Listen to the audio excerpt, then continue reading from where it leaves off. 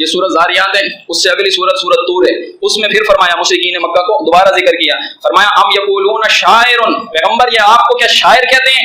नतरब्बसु बिही रैबल मनून, और इस बात के ये इंतजार करते हैं कि जमाने की गर्दिश अमल में आएगी, दावत इनकी खत्म हो जाएगी। पैगंबर इनसे कहिए, कुल आप इनसे कहिए तरब्बसु, अगर तुम इंतजार कर रहे हो जमाने की गर्दोपेश का, इंतजार करो, फइन्नी माअकुम मिनल मुतरब्बिसीन, मैं भी तुम्हारे साथ इंतजार करूंगा।